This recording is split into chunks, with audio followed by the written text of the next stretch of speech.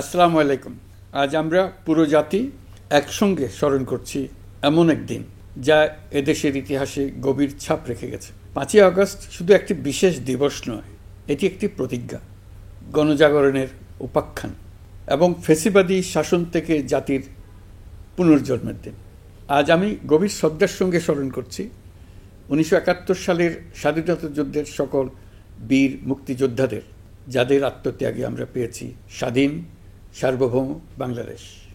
1971 সালে সাম্য, মানবিক মর্যাদা ও সামাজিক ন্যায় বিচার প্রতিষ্ঠার লক্ষ্যে এদেশের জনগণ সশস্ত্র মুক্তিযুদ্ধে অংশগ্রহণ করেছিল।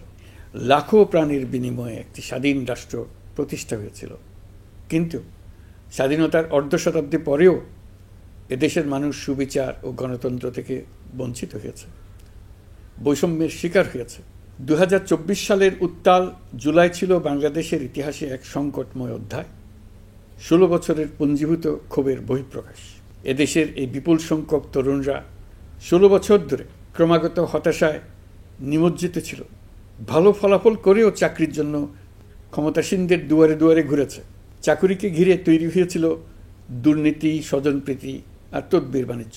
যে তরুণ ঘুষ দিতে পারেনি, এলাকার মাফিয়াদের সঙ্গে সখ্য গড়ে তুলতে পারেনি, তার চাকরি হয়নি।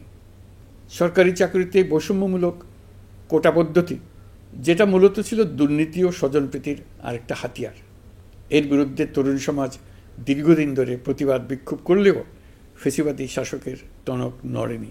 দীর্ঘ এই সময় প্রতিটি সেক্টরে মাফিয়াতন্ত্র কায়েম করে একটি সুবিধাভোগী শ্রেণী তৈরি করা হয়েছিল, যারা আর্থিক ও অন্যান্য সুবিধার বিনিময়ে স্বৈরাচারের পক্ষে কথা বলবে, কাজ করবে। স্বৈরাচারের পক্ষের সঙ্গী হলেই তার চাকরি হবে, কাজ মিলবে।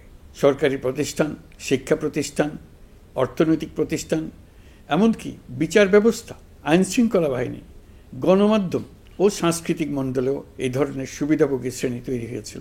গত 16 বছরে যারাই সরকারের সমালোচনা করেছে, নাগরিকদের অধিকারের পক্ষে কথা বলেছে, তাদেরকে গ্রেফতার অথবা গুম করা হয়েছে। লাখ লাখ বিরোধী দলীয় রাজনৈতিক নেতাকর্মীদের নির্বিচারে আটক, গ্রেফতার করা হয়েছে। এই ভয়াবহ পরিস্থিতিতে 24 জুলাইয়ে দেশের ছাত্র সমাজ, তরুণ প্রজন্ম, সাধারণ মানুষ সবাই একত্রিত হয় এক নতুন দিনের প্রত্যাশায়। সমস্বরে তারা বলে ওঠে, এবার ফ্যাসিবাদকে যেতে হবে। তবু দেশের মানুষের বুকে গুলি চালিয়ে শেষ পর্যন্ত ক্ষমতা আঁকড়ে ধরে রাখতে চেয়েছিল ফ্যাসিবাদী সরকার।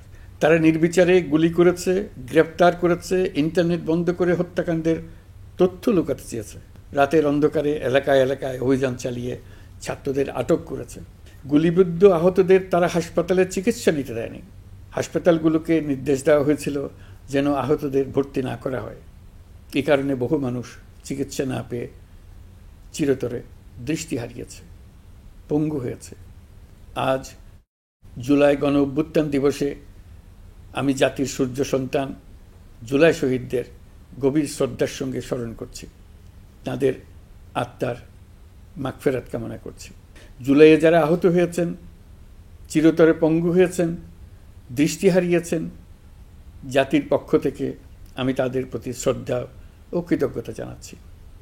এই জাতি আপনাদের কাছে চিরকৃতজ্ঞ থাকবে। গত বছর ডিসেম্বর মাসে জুলাই গণ অভ্যুত্থানে শহীদ পরিবার ও আহতদের কল্যাণ ও যাবতীয় বিষয়াদির প্রশাসনিক দায়িত্ব মুক্তিযুদ্ধ বিষয়ক মন্ত্রণালয়ের উপর ন্যস্ত করা হয়েছে।